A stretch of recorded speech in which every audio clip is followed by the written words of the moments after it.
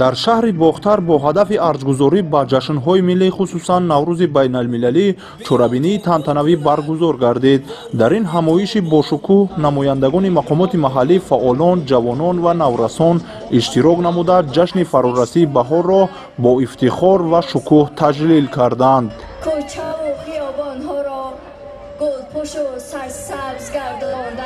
зимни боздид масъулон таъкид намуданд ки наврӯз яке аз қадимтарин ҷашнҳои мардумони ориёи табор ба ҳисоб рафта пайдоиши он бо бедоршавии табиат ва оғози соли нав робитаи қавӣ дорад. ин ҷашн ҳар сол дар баробаршавии шабу рӯз 20 ё 21 март таҷлил шуда ҳамбастагии инсон бо табиат, эҳёи зиндагӣ ва тозагиро таҷассум мекунад. дар ҳақиқат наврӯз ҷашне ҳаст ки барои мардум ин оғози соли нав, оғози киштукор, оғози зебоӣ, бедоршавии табиат ва маҳз ҳамин фасли баҳор ҷашни наврӯз аст ки мардум фаъолияти худро дар тамоми самтҳо ҷонноктар мекунанд ва деҳқон шурӯъ мекунад ба киштукор ва киштукор ин албатта ризқу рӯзӣ аст, ризқу рӯзии фаровона аст. барои ҳамин наврӯз барои мо беҳтарин ҷашн аст. дар доираи чорабинӣ намоишгоҳи идона ки комилан ҳавои наврӯз ва расму оинҳои хоси онро бозгӯӣ мекард ташкил шуд. масъулон ва меҳмонон аз ин намоишгоҳ дидан намуда бо ҳунарҳои мардумӣ ва анъанаҳои бостонии ин ҷашн шинос шуданд. бахусус гулдухтарон бо арзгузорӣ ба суннатҳои миллии наврӯзӣ кокулбофӣ, усмакашӣ ва санчилбозиро намоиш доданд. ҷавонон ва наврасон бошанд дар сабқатҳои варзишӣ аз ҷумла бандкашӣ ва гӯштини миллӣ қувваозмоӣ карданд.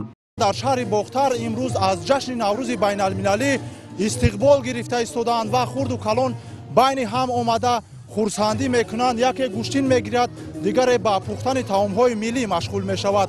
ногуфта намонад ки таърихи кӯҳан доштани ин ҷашни бостонӣ беш аз 3000 соларо дар бар мегирад ва гулдухтарон ба там пироҳанҳои зебои атласу чакан ба бар мекунанд, ба духтани ҳар гуна либосҳои миллӣ мепардозанд.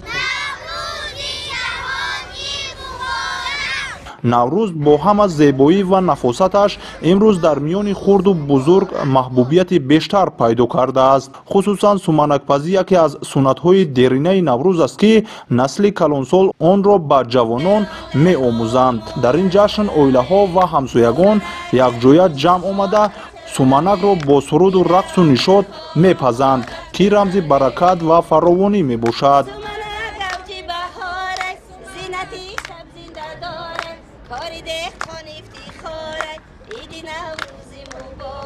чорабинии наврӯзӣ дар шаҳри бохтар бори дигар арзишҳои баланди фарҳангӣ ва умумибашарии наврӯзро нишон дод. ин ҷашн бо расму суннатҳои дерина, бозиҳои варзишӣ, омодасозии таомҳои миллӣ, эҳтироми муҳити зист ва аҳамияти илмии худ ба як рукни муҳими ҳуввияти миллӣ табдил ёфтааст. боиси ифтихору фараҳу шодӣ аст ки имрӯзҳо дар як фазои тинҷию осудагии диёри бештосо ҷашни наврӯз бо як шукӯҳу шаҳомати хоса таҷлил карда шуда истодааст.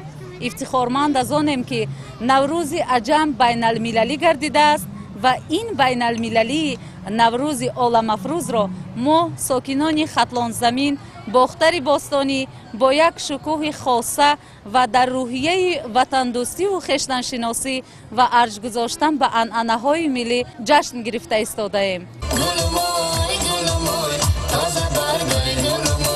наврӯз ҳамчун ҷашни ваҳдат, сулҳ ва шодмонӣ бо тамоми зебоияш дар байни мардум таҷлил мегардад. хуш омадӣ, аз қадамҳоят чаман гул мекунад. эй арӯси нозанин, омадӣ, хуш омадӣ.